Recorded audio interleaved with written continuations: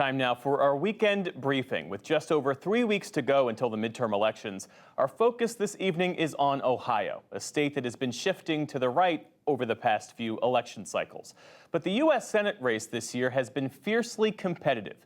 With Republican Senator Rob Portman retiring, Democratic Congressman Tim Ryan is locked in a dead heat against Republican JD Vance to fill the seat. Karen Kasler of Ohio Public Radio and Television joins us now to share her insights. It's great to have you here. It's great to be here, Jeff. Thanks.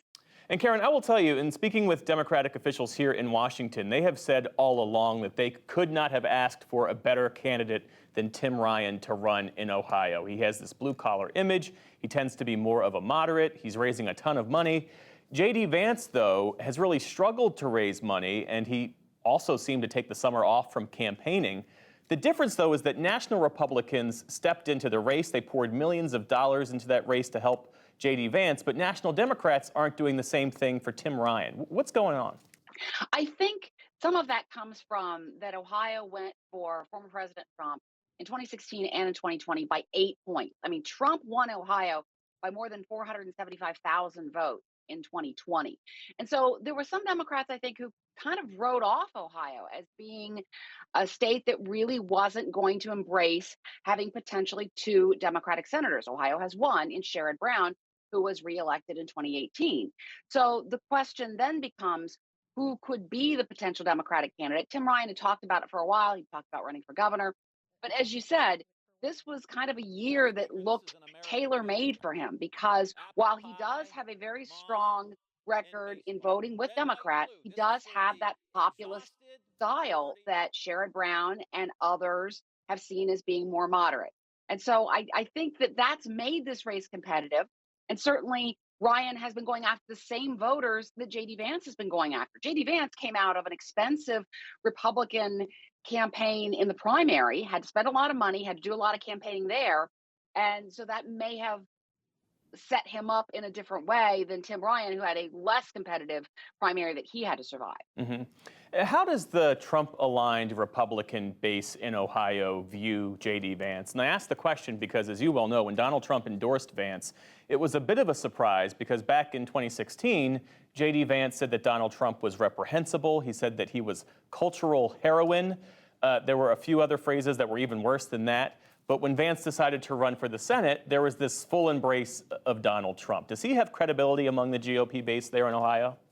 There was a lot of frustration, I think, among Republicans when Trump endorsed Vance. It was a bit of a surprise because there had been kind of this, as Politico put it, a Hunger Games competition among Republican candidates to try to get that coveted Trump endorsement.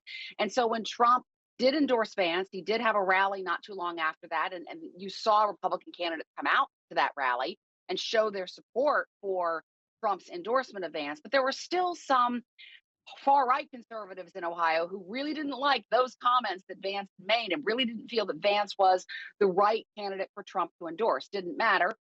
Vance ended up winning. He actually beat the one candidate who had not sought Donald Trump's endorsement, State Senator Matt Dolan, by only a small margin, and then beat the rest of the very Trump-aligned field. But there are still, I think, some conservatives who are concerned, but have certainly fully embraced the Trump endorsement. One of my colleagues here at our Statehouse News Bureau went out on the road with JD Vance and Tim Ryan as well, and found that there were a lot of people who still view JD Vance as kind of a celebrity. They bring his book Hillbilly Elegy and ask him to sign it. And so that really tracks along with the Trump brand, where he does tend to endorse people who have a lot of name recognition or have some sense of celebrity among the people he's trying to get to vote. Well, Tim Ryan and JD Vance faced off in a debate last week, which you covered. And there was this moment where Ryan tried to tie Vance to Donald Trump and cast them both as a threat to democracy. Take a look. He's called into question the presidential election.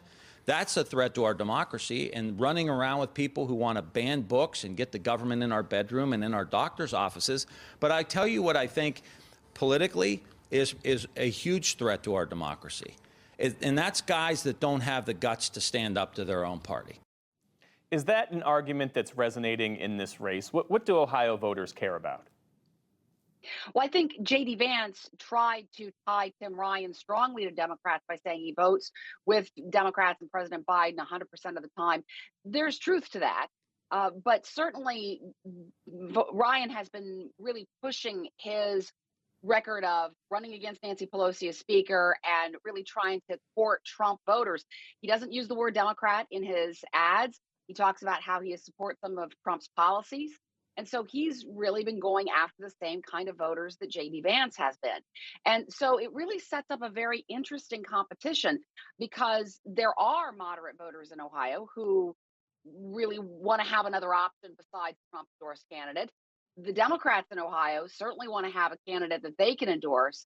And it has set up how close this race has become. Yeah, absolutely. Karen Kasler of Ohio Public Radio and Television helping us break down the Senate race. Thanks so much. Great to be here. Thanks.